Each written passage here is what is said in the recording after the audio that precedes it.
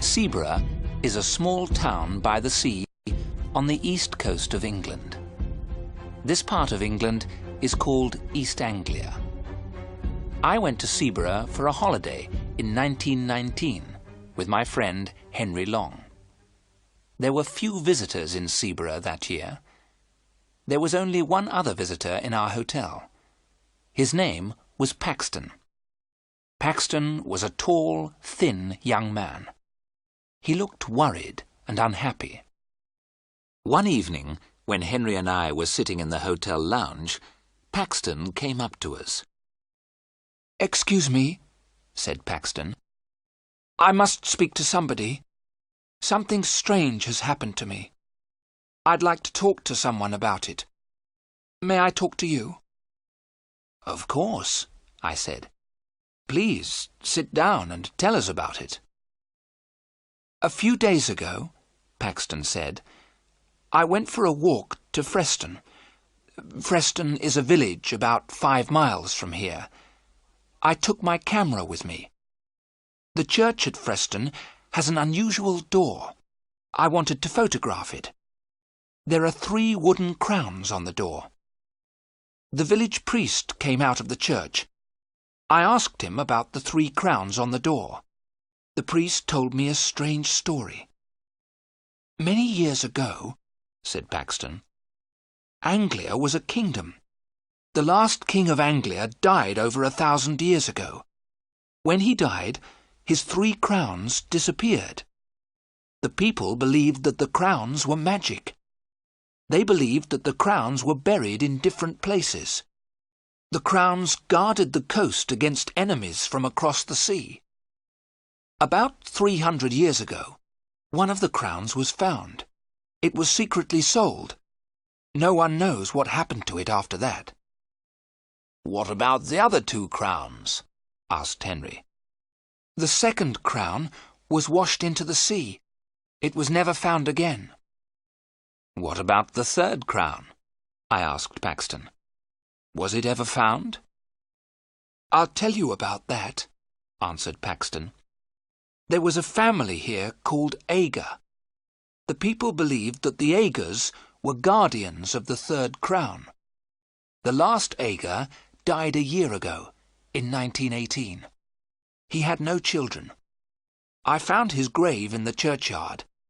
I wrote down what was written on the gravestone. William Ager died the 21st of December, 1918, aged 28 years.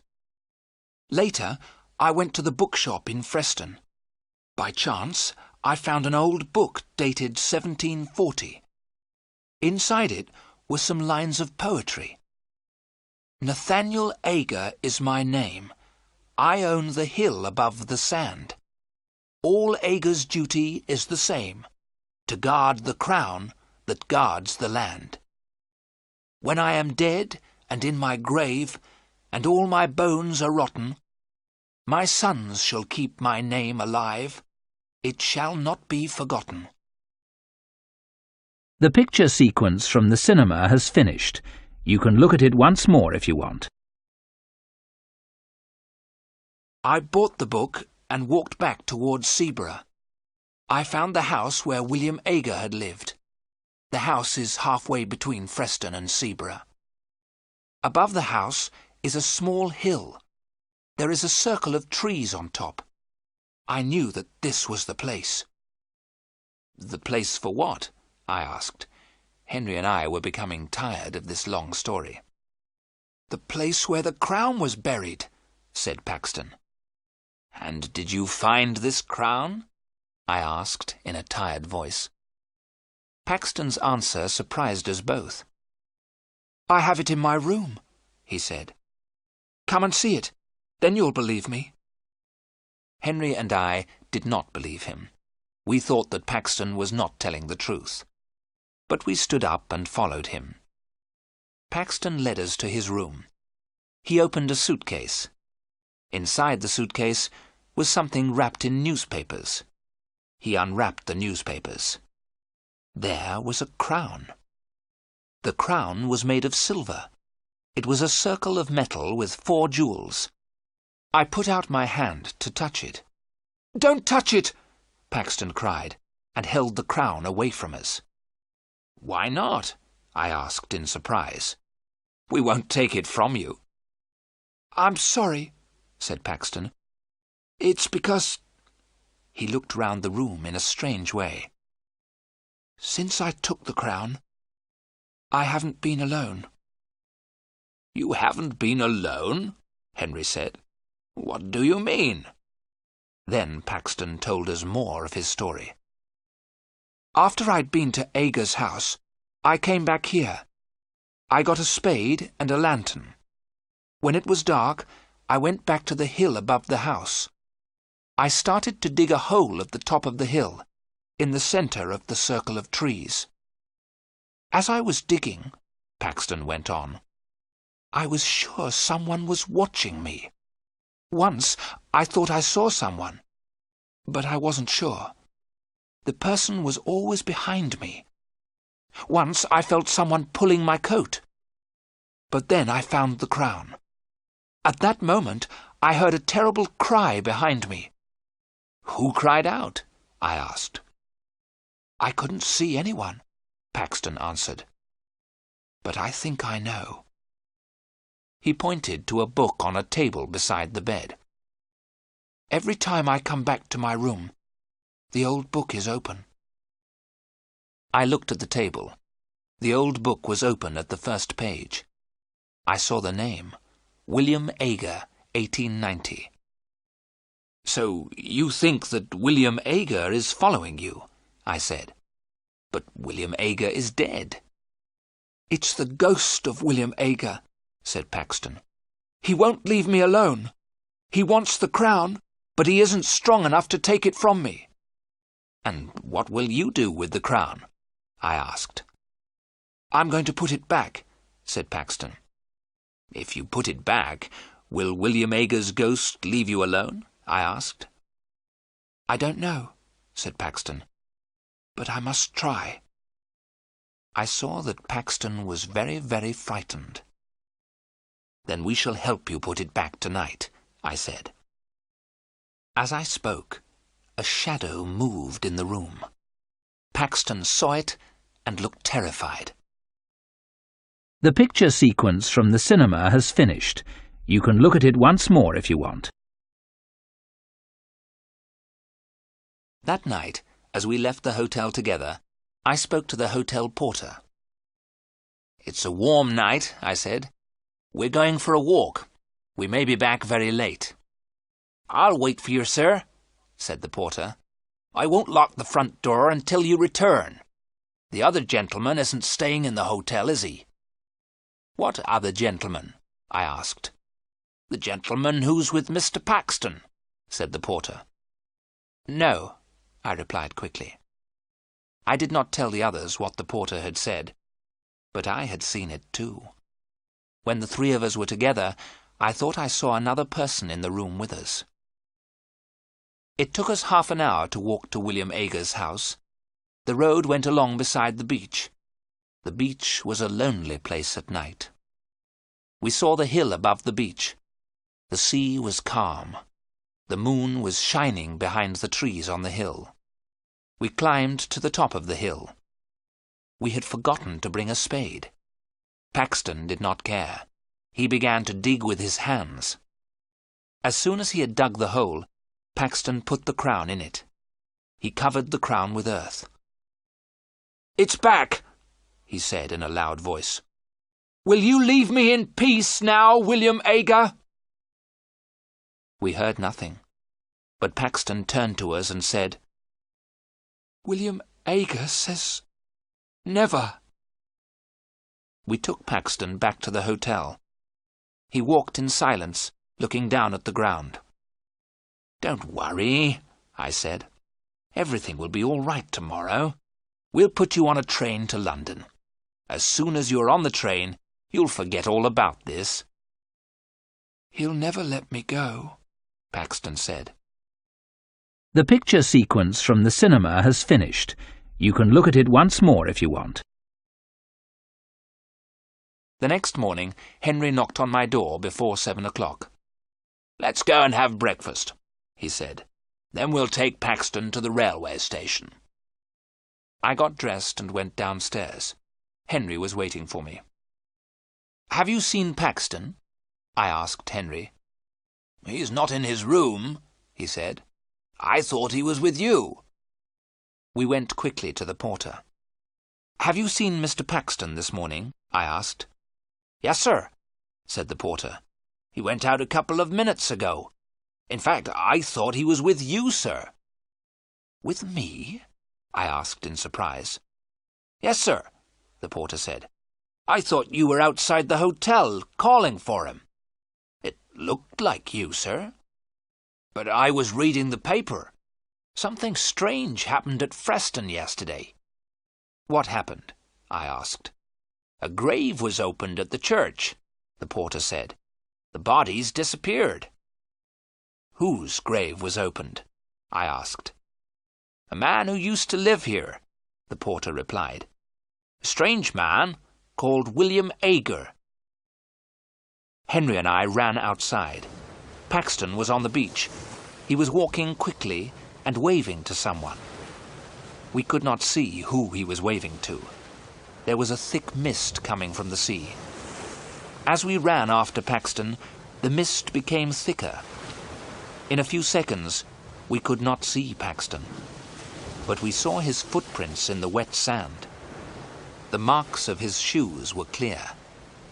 There were other marks in the sand. They were made by someone who was not wearing shoes.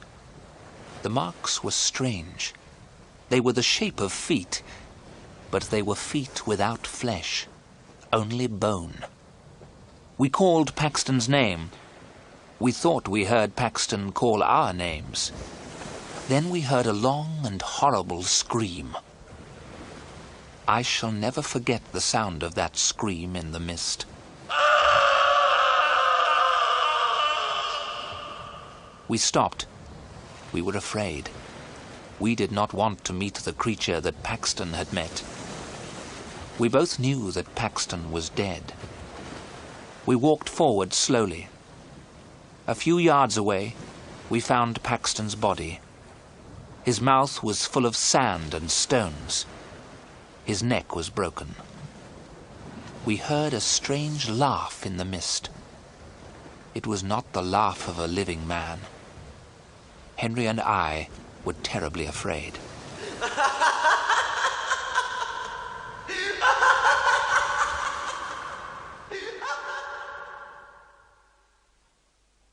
The police asked us a lot of questions. They never found out who murdered poor Mr. Paxton. Henry and I did not tell the police what we knew. They would not have believed us. Henry and I did not go back to look for the crown of Anglia. The crown is safe. We did not want to meet the ghost of the guardian, William Ager.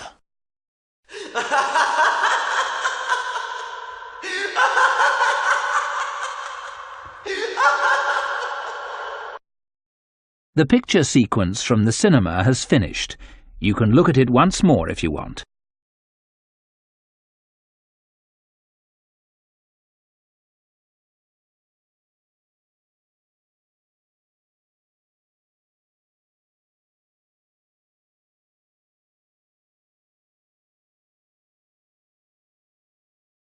One day, a postman came to my village. The postman brought me a letter from my son, Saul. "Is your name Adam?" the postman asked. "Yes," I said. "I've got a letter for you." The postman read the envelope. "Adam of the village of Minta." "A letter for me? Who is it from?" I asked. The postman looked at the envelope again. "From Saul," he said. He gave me the letter and walked away. "Martha! Martha!" I called to my wife. "Come here! We have a letter from our son Saul." Martha came out and looked at the letter. She was excited, but she was also worried. "A letter from Saul?" she said. Is he alive and well? I'm going to find the school teacher. He can read the letter. There was no school 50 years ago, so I cannot read or write. I live in a small village.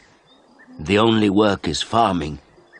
My only son, Saul, left the village 2 years ago, and my 3 daughters are married. Saul is making a lot of money in a foreign country. Martha and the schoolteacher came back. A lot of other people came. Everyone wanted to hear my letter. The schoolteacher opened the envelope and read the letter.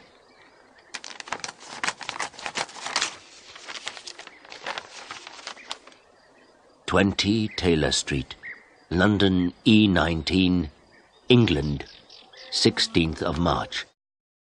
Dear Father, I am living in London. I have a job in a factory. The work is very hard. I often work at night, but the pay is good. I am well, and I live with people from my country. I am sending you £100 in this letter. This is for you and my mother. Love to you and mother, Saul." £100, I said to the schoolteacher. "You're wrong. It's a mistake." "No," the schoolteacher said. "I'm not wrong. It's not a mistake. Here is the money." And he gave me a piece of paper. "What is this?" I asked. "A money order," the schoolteacher said. "Go to Darpur. Take this money order to the post office in Darpur. The money order is worth £100. The post office official will give you the money." £100, I said again. Everyone laughed and said, "Adam, you are a rich man. You can buy many things for your farm and for your house. And I can buy some good food and drink in Darpur. I am going to give a party for you all," I told my friends. Martha said, "Saul is a good son."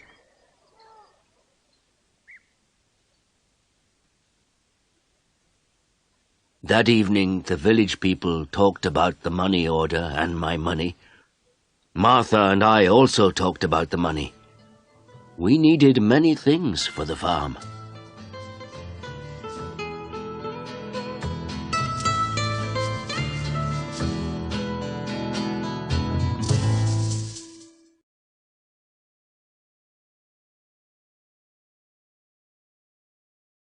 The next morning, I got up very early.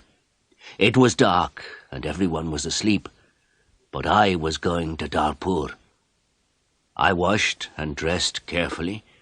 I put on my best clothes and I carried my best stick. I put the money order carefully in my pocket and I said goodbye to Martha. I walked 10 miles to the main road. I sat down at the main road and ate my breakfast.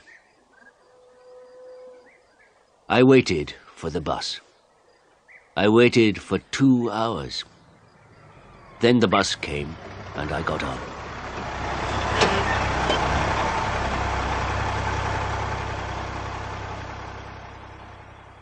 It is a long way to Darpur. The bus takes 3 hours. I arrived in Darpur and walked to the post office immediately. I do not often go to Darpur. I only know the market and one shop. This is the shop of Rick. I buy things for my farm from Rick. There were a lot of people in the post office. I asked about money orders. A man showed me the queue. There was a long line of people, and I waited at the back. Finally, it was my turn. I was at the front of the queue. But the official did not serve me. "Excuse me," I said. "It's my turn. I'm next." "You are next. "Old man, I'm very busy," the official said. "Look at my papers. Look at all these people. I am very busy, and you must wait." So I waited. Finally, the official looked at me. "What do you want?" he asked. I gave him my money order. "This is my money order for £100, I replied. The official held out his hand. "Identity card?" he said. "Excuse me?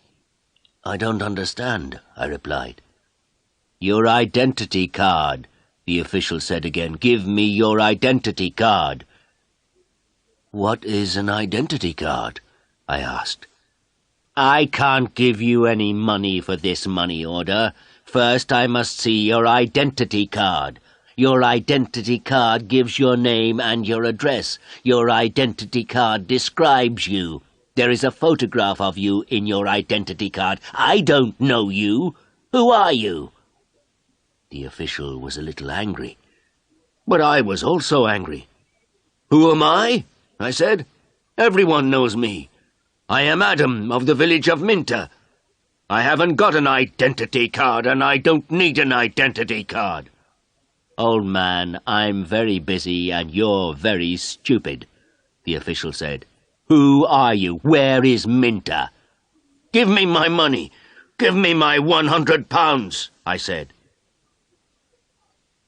The official looked angry and said, "Show me your identity card. I don't know you." The official gave back my money order, and he turned away. "Where can I buy an identity card?" I asked the official. He did not speak to me. He did not answer. "Go to the Ministry of the Interior," a man said. He was standing in the queue, and he told me the way.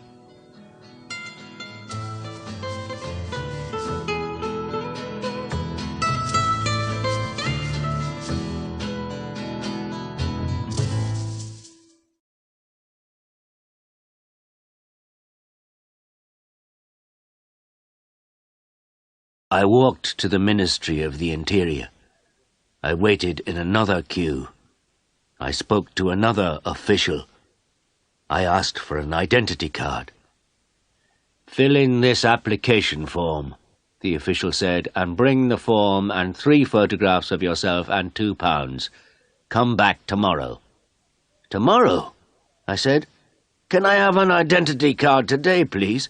I live in Minter. I live 5 hours' journey from Dartpoor. I'm an old man." "Yes, come back tomorrow." And the official turned away. I walked away from the Ministry of the Interior. I walked to the market. At the market, I looked at everyone. I was looking for a man from my village, but I could not find a villager. So then I walked to the shop of Rick. I spoke to Rick. "I want an identity card," I told him, "but I need 3 photographs of myself." "I see you need some photographs." And he showed me the way to a photographer. I found the house. The photographer was asleep, but he came to me quickly. The man's clothes were dirty and he looked tired. "I need an identity card," I said.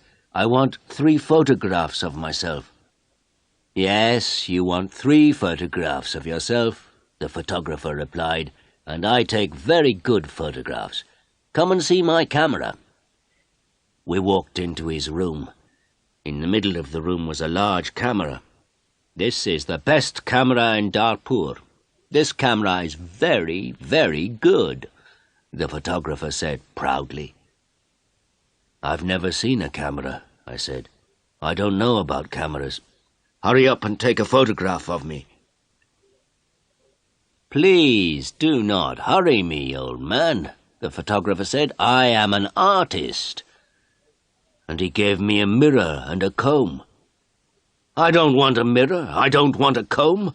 Please take my photograph. I'm going to Minter this afternoon, and I'm in